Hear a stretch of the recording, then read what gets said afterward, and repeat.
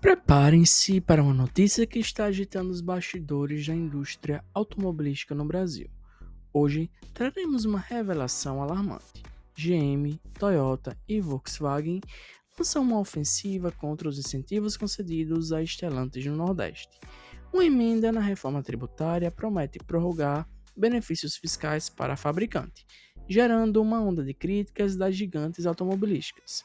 A pergunta que ecoa é: será que essas fabricantes estão certas nesse pleito? Existe falta de isonomia fiscal entre elas e a Stellantis? Neste vídeo, vamos explorar os detalhes desse embate que coloca em xeque as políticas de incentivo e a busca por igualdade no setor automotivo. Preparem-se para uma análise crítica e reflexiva sobre os rumos dessa disputa. Vem com a gente! Quer ficar por dentro do mundo automotivo? Então, já se inscreve no canal Hobbies de Negócios, ativa as notificações e deixa aquele like. A votação da reforma tributária começou no plenário do Senado nesta quarta-feira e irá afetar a vida dos brasileiros diretamente. E antes mesmo de começar a ser discutida, há um ponto gerando uma discussão enorme dentro da indústria automotiva: a alteração do projeto para que os benefícios fiscais para as fabricantes do Nordeste, Norte e Centro-Oeste sejam prorrogados até 2032. General Motors, Toyota e Volkswagen fizeram um apelo público pedindo a exclusão desta alteração.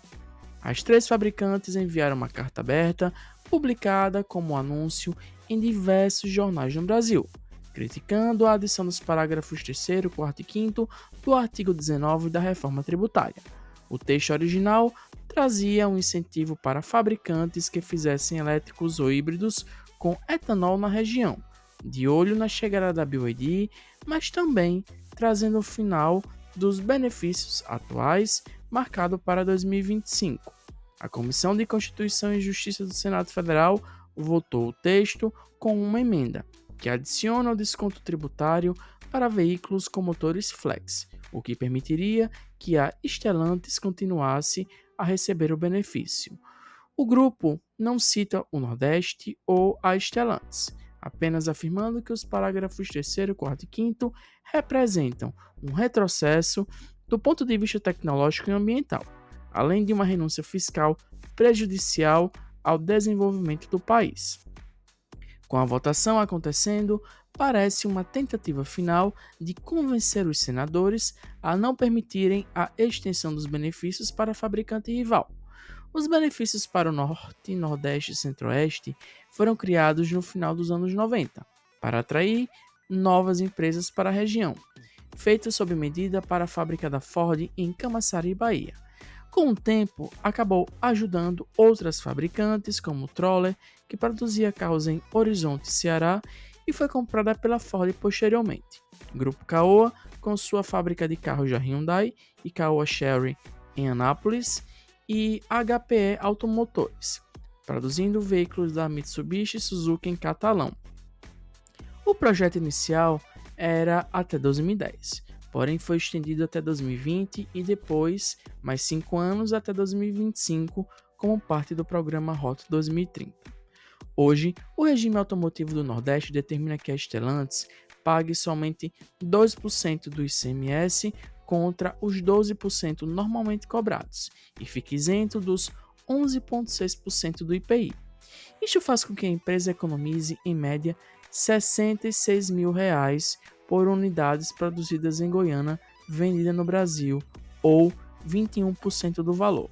A Stellantis começou a produzir no Nordeste em 2015, com a fábrica em Goiânia, Pernambuco, responsável por Fiat Toro, Ram Rampage e os Jeeps Renegade Compass e Commander. Em 2021, a fabricante conseguiu uma liminar no Supremo Tribunal Federal para que o excedente dos créditos de IPI pudessem ser utilizados nas fábricas em Betim, Minas Gerais e Porto Real, Rio de Janeiro. A reclamação dos demais fabricantes é que isso gera um benefício que afeta toda a indústria, pois o complexo em Goiânia já foi construído e está totalmente pago. É uma das poucas fábricas de automóveis no país que operam em 3 turnos desde a pandemia. E não é só isso. O benefício ainda está valendo para fábricas da empresa fora do Nordeste, indo contra o propósito do projeto. De acordo com um relatório do Tribunal de Contas da União, aponta que o benefício teria custado cerca de 5 bilhões de reais por ano entre 2010 e 2022, o que seria equivalente a 34 mil reais por mês para cada emprego gerado na região. O TCU ainda aponta que, após o estudo, a conclusão é que o impacto da instalação da fábrica FCA foi restrita à região imediata de Goiânia, sem efeitos sobre a região intermediária. Do outro lado, a Stellantis publicou um artigo pago no Poder 360 defendendo a prorrogação dos incentivos até 2032, usando números obtidos em um estudo da Ceplan Consultoria. O relatório aponta que a fábrica em Goiânia ajudou a cidade a subir para a quarta posição do PIB pernambucano e fez com que a área de influência do complexo, formado por 13 municípios, registrasse um crescimento anual de 6,3% do PIB. Outro dado divulgado pela fabricante é que a arrecadação estadual teria crescido 28,4% no valor do ICMS entre 2015 e 2021, passando de 204 milhões de reais para 917 milhões. A empresa não comenta sobre o efeito da redução do IPI, que é um benefício federal. A discussão acontece em um momento em que o Brasil tem tentado fazer a indústria automotiva voltar a funcionar em um bom ritmo.